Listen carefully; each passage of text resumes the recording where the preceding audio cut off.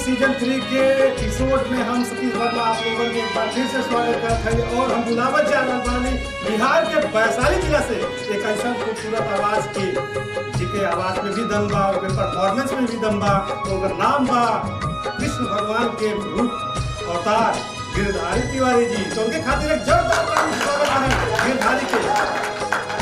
मेहनत करके कितना रुपया कमैबा, अचारा के सुख बबुआ कतही न पैबा, सपना न होई तहर पूरा ए बबुआ, मही बिन जिंदगी अधूरा हो, मही बिन जिंदगी अधूरा।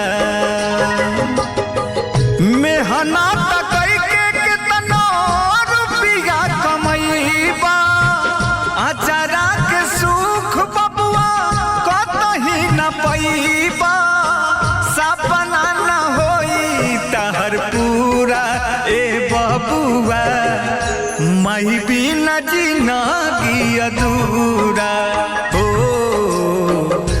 मही बिन जिंदगी अधूरा।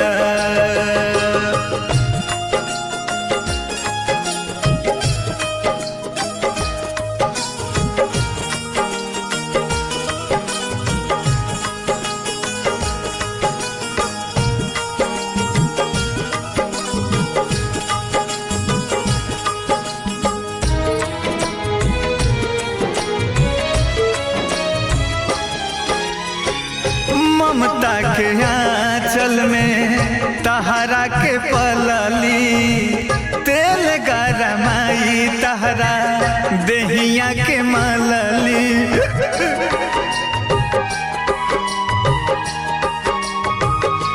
हाँ ममता के आंचल में तहरा के पलली, तेल गरमाई तहरा देहिया के मलली। अपने न खैली तोहा के खियैली, अपने न खैली तोहा के खियैली, सोचली न कबो तहर बुरा ए बबुआ, मही बिन जिंदगी अधूरा हो, मही बिन जिंदगी अधूरा।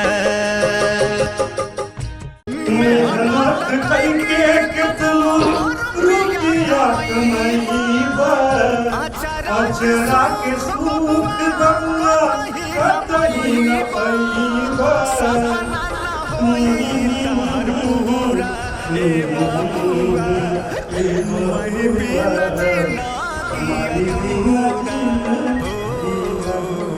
माई बिना जिंदगी सफर हुआ होगा, ये भी जन्म ले लेगा, चाहे वो मानव रूप में हो चाहे जंतु के रूप में हो कौनो रूप में हो, सब पर माई के बिना जीवन अधूरा लग रहा। और गिरधारी के गाना पर सबसे पहले हम जानना चाहते अपने बड़े भैया दिलीप जी से कि माई के ऊपर गाना इनसे कैसा लगा और उनका परफॉर्मेंस कैसा लग रहा है, तो देखिए।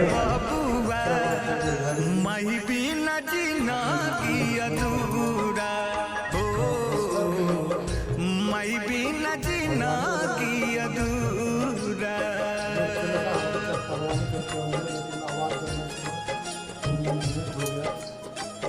बहुत बढ़िया बोली आप, माई बिना जिंदगी अधूरा।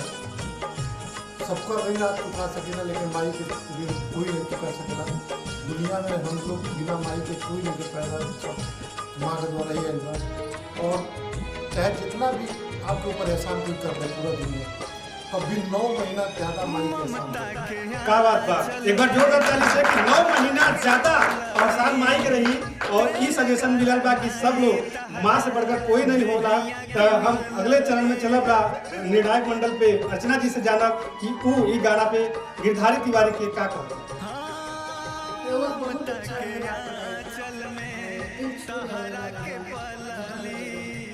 जिसके आंखों में आंसू ना ये तो सत्य है कि सबसे सच्चा रिश्ता अगर कोई है तो माँ और बच्चे का दुनिया साथ छोड़ देती है। सब लोग साथ छोड़ रहे हैं, लेकिन माँ बाप कभी साथ नहीं छोड़ते। और वो ये है एक ऐसा रिश्ता है कि पति मर जाएगी तो पत्नी मिल जाएगी, पति मर जाए पति मिल जाएगा, लेकिन माँ और बाप चले गए बात, तो ये आपको कहीं नहीं मिल सकते। आप लाख पैसा खर्च कर लीजिए, दुनिया में कोई ताकत लगा दीजिए। तो मैं हमेशा यही कहूँगी, आप लोग अपने माता पिता का सम्मान करें, उनसे बड़ा कोई नहीं है। और मेहनत करके कितना रुपया कमाईबा, अचारा के क्या बात है। माँ के इस गाने पे जो है कि गिरधारी तिवारी के दोनों हाथों में लड्डू मिल चुकल बा, और जनता जनार्दन के भी जो है कि गाना पसंद आई, और हम चाहब कि गिरधारी तिवारी खातिर जनता ही नहीं सब कलाकार रहे पूरे यूपी बिहार से सपोर्ट मिला, और ये अगला राउंड में भागी कह रहा है। तो मिलते हैं किसी नए कलाकार के साथ जो इस कंपटीशन में गिरधारी तिवारी को भी हराने के लिए आ सकते हैं।